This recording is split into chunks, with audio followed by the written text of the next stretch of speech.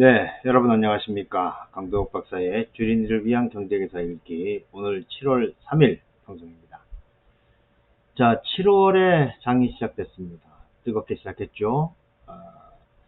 아무튼 여름은 날씨도 덥고 우리 주식시장도 좀 그만큼 뜨겁지 않겠는가 이렇게 예상을 했었는데, 일단은 뭐 첫 스타트를 잘 끊었다라고 보여집니다. 물론 2차전지 관련주도 잘 올라갔고, 그리고 외국인 투자가들이 사지 않았지만 금융투자에서 뭐 대거 매수를 했는데요.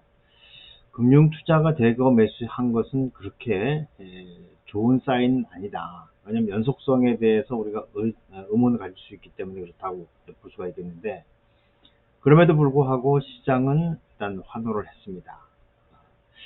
시장의 질적인 내용을 보면 그렇게 나빠 보이진 않는 그런 상황인 것 같은데요. 한번 장 상황들을 보면서 이야기를 나눠보도록 하죠. 예, 지수는 38포인트 올랐습니다. 1.49% 올라갔고요.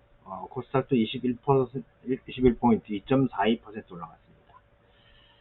금융투자가 일단 유가증권 시장에서 대거 매수했고, 코스닥에서는 외국인 기관이 같이 매수를 했는데 대체로 2차전지 쪽으로 몰려있다, 이렇게 이야기가 되고 있죠. 환율은 9원 70전 떨어져서 1308원에서 짜스타게 끝났고, 네, 그 상승 종목 수가 훨씬 더 많았기 때문에 질적으로도 괜찮았다, 이렇게 볼 수가 있을 것 같습니다. 수급을 먼저 보면 유가증권 시장에서 외국인 투자가들은 지금 매수 기조는 아니에요. 그렇죠? 매도 기조에 있다라고 봐야 될 것 같고, 여기에 이제 금융 투자가 받아준 거죠. 금융 투자가 8,700억 순매수를 했습니다. 그게 아마 6월 말에 매도했던 부분들 플러스 조금 더 추가 매수, 아마 그렇게 되지 않나 싶은 생각을 하게 되고요. 연기금은 거기다 놓고 팔았습니다. 그러니까 이거는 이제 수급이 금융투자 쪽에서 어느 정도의 연속성을 갖는지, 그리고 결국은 우리 시장은 외국인과 연기금 이쪽에서 해결을 해줘야 되는 부분들이 있다는 걸 기억하시면 될 것 같고요. 코스닥은 뭐 외국인들이 대거 샀어요. 마찬가지 금융투자가 대거 산 그런 모습들이 나타나는 것이죠. 예, 업종별로 보면은 뭐 저기 그 외국인 투자가들 또 기관 투자가들 IT 쪽은 순매수를 했습니다. 이게 이제 반도체일 수도 있고 2차전지 완제품 쪽일 수도 있고 그런 부분들이죠. 그걸 제외하고는 뭐 특별하게 눈에 띄는 것은 없는 상황이고, 코스닥 쪽에서도 보면 이제 금융 쪽, 이 금융이라고 하는 데가 요즘 아주 복잡하게 엮여 있어가지고 지주회사들이 이제 금융 쪽으로 들어가 있는 경우가 많이 있더라고요. 그렇습니다. 그러니까 분류 체계를 지주회사 따로 내야 되는데 그렇지 않은 것은 안타까운 일이죠. 그렇습니다. 자, 그리고 차트를 보면 일단 일봉 차트 살아났어요. 20일에 부딪혀 있는 것이 좀 안타깝긴 한데, MACD도 지금 이제 개선되는 그런 모습에 있고, 주봉을 보면은 여기도 5주봉에 딱 저기 돼 있고, 다시 한번 우리 이제 그 목표치인 2700 근처까지는 한번 날아보지 않겠는가 생각이 들고, 네, 월봉은 이제 요 밑에 있는 저기 그 MACD를 보실 필요가 있어요. 확실히 골든 크로스 났고 양전환이 돼서 움직이고 있기 때문에, 그래서 제가 이제 일단은 이것만 가지고 보더라도 이게 뭐 적어도 한 2, 3개월 정도는 가지 않겠는가 이런 생각을 하게 되는데, 그래도 시장이 좋아질 수 있다라고 하는 펀드멘탈적인 근거는 약해요. 하지만 시장은 그 나름대로 어떤 저기 움직이는 리듬이 있기 때문에 그런 것들을 지켜볼 필요가 있겠다는 생각이 들고, 시가총액 상위 종목들 보면 코스피 중에서 삼성전자, LG에너지솔루션, SK하이닉스 괜찮죠. 등락률 가지고 본다면 삼성 SDI 2차전지잖아요. 그렇죠? 금양 2차전지죠. 포스코 퓨처엠 다 그렇습니다. 삼성 엔지니어링, CJ제일제당, 카카오, SK스퀘어, LG에너지솔루션 괜찮고요. 밀리는 것은 CS윈즈와 페너션, 맥쿼리 인프라, SK 아이티볼, 이건 좀 그거스럽네요. 그렇죠? 영업무역, LH만도, SK 바이오사이언스, 이런 것도 좀 밀려 내려간 그런 상황이 되겠습니다. 코스닥에서는 테라사이언스와 에코프로가 대단해요. 90만 원 넘어갔어요. 그렇죠? 프로스텍, 포스코 DX, 미래나노텍, 카나리아 바이오 이런 쪽이 뭐 대거 올라갔고요. 밀리는 것은 뭐 그렇게 눈에 띄게 밀리는 것은 없다 보여지고, 테마주 쪽에서는 태양광, 셀, 모듈 이런 것들이 많이 올라왔습니다. 삼성 SDI가 끼어서 그렇군요. SNS는 뭐가 올라갔을까요? 위메이드, 카카오, 네이버가 올라갔고, 오늘 뭐 조선주를 제외하고는 대체로 다 올라간 게 아닌가 이렇게 생각이 됩니다. 자, 해외 변수들, 지금 이제 증시 주변 자금 잠깐 볼까요? 증시 주변 자금 보면은 신용 잔고가 좀 늘다가 줄고, 고객 예탁금은 줄고 있어요. 그러니까 뭔가 좀 신규로 돈이 들어온다든지 그런 모습 보여야 되는데, 지금 뭐 방법 없이 금융투자 쪽에서 움직인 대로 갈 수밖에 없다 생각이 되고, 이 국제유가 같은 경우는 이제 두 가지가 부딪히는 것 같습니다. 첫 번째는 이제 경기가 살아난다. 그렇죠? 경기가 살아난다. 이런 거, 또 내지는 감산이 있다라고 하면 올라가는 것이고, 또 지표가 바뀌어가지고 경기가 둔화될 소짐이 있다라고 하면 내려가는 것이고, 그러니까 경기 판단이나 이런 거에 따라서 달라진다 보시면 되겠고요. 이제 이 달러 인덱스도 마찬가지죠.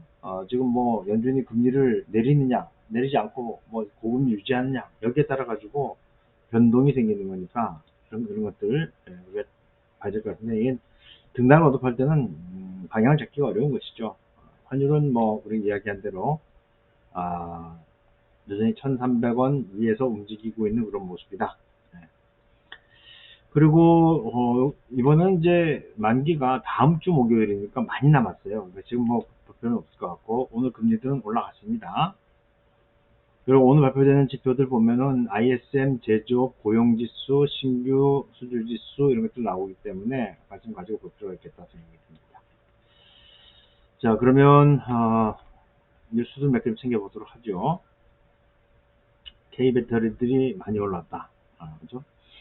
코스피는 기관 매수에 2600선 탈환, 2000주주 동반 강세가 보였다. 우리가 지금까지 다 본 거예요. 근데 그 앞에는 이제 바로 테슬라가 있는 거죠. 테슬라 차값 인하에 인도량이 84% 폭증했고, 월가에서는 차량 가격이 안정적이다. 이렇게 하고 있어요. 그러니까 결국 이제 전기차의 판매 대수가 커지게 되면 거기에 따라서 2차전지가 따라갈 수밖에 없는 것이기 때문에, 뭐 이런 것들은 이제 충분히 개연성이 있는 것이고, 그리고 코스닥 3,600 사들인 외국인 에코프로 신고가.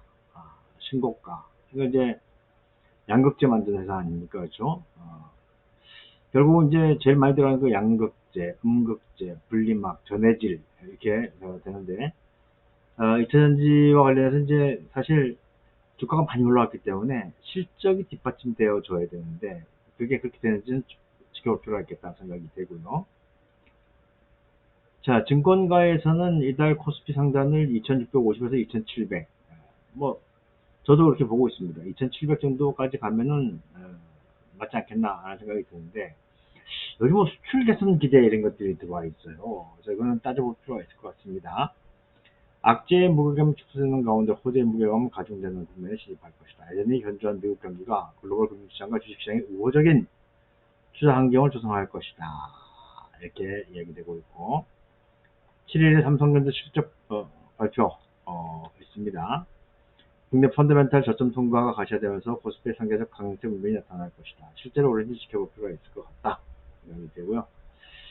수혜가 가장 먼저 길게 오는 IT, 산업재, 또 에너지를 장기 비중 확대 업종으로 삼고, 경기 민감 업종 중에서 지속력이 짧은 소재 업종은 중립 이상의 비중을 가져가야 한다. 이렇게 얘기되고 있고요.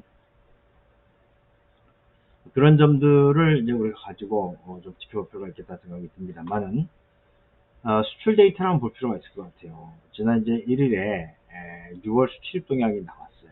그래서 결국은 11억 2,900만 달러의 무역수지 흑자가 16개월 적자를 기록한 이후에 흑자로 돌아섰는데, 문제는 이겁니다. 수출도 줄고 수입이 더 큰 폭으로 줄었다는 거예요. 그래서 이런 걸 가지고 이제 뭐라고 부르냐면 불황형 흑자 이렇게 부른단 말입니다.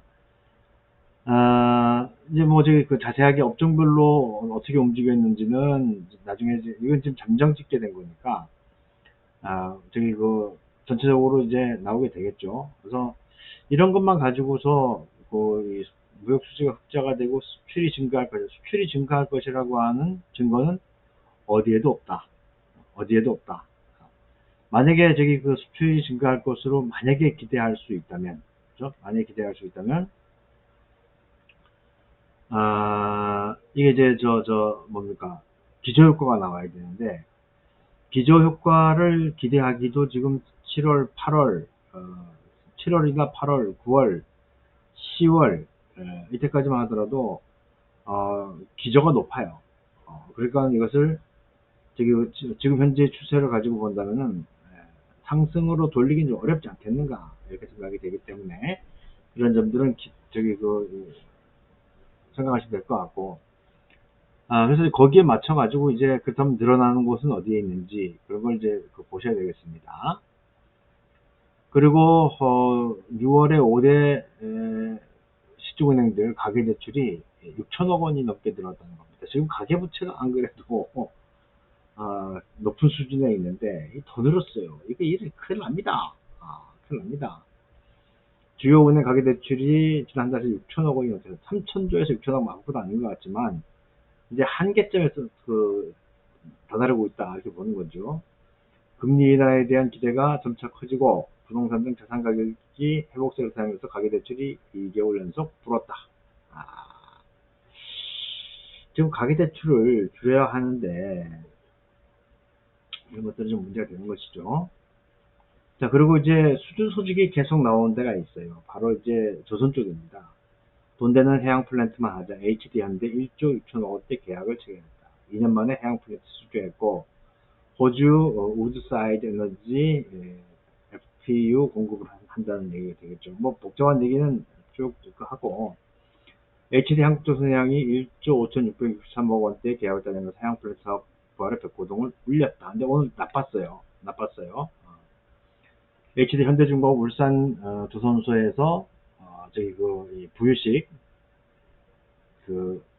장비 저기 만들어서 간다는 것이고 그것뿐만 아니고 여기 이 LNG 운반선 주축도 수주했는데 이것은 아마 현대 미포조선에서 하는 걸로 현대 3호조선 그 다음에 PC 운반선 PC 운반선이라고 하는 것은 화학 제품이 되겠죠. 이런 것들은 미포에서 그래서 뭐 저기 주가라고 하는 것이 바로바로 반영되지 않는 그런 부분들이 있지만 그런 것들을 우리가 계속해서 팔로우하면서 물론 뭐 가장 좋은 뭐 저기 이사전처럼 팡팡 치는 게 좋긴 하죠. 하지만 그렇게 등락거듭하게 되면은 개인 투자자들이 투자 성공하기 어려운 그런 부분이 있기 때문에 잔잔하지만 오래 갈 수 있는 그런 종목들을 선정해 보는 것도 하나의 방법이 되지 않겠나 생각이 듭니다. 일단 7월 시장을 깔끔하게 시작했어요. 뭐 저도 이제 개인적으로 그런 시장을 기대하고 있었고 잘 움직이고 있기 때문에 이런 것들이 이어지기를 기대해야 되는 거죠. 그렇습니다. 아무튼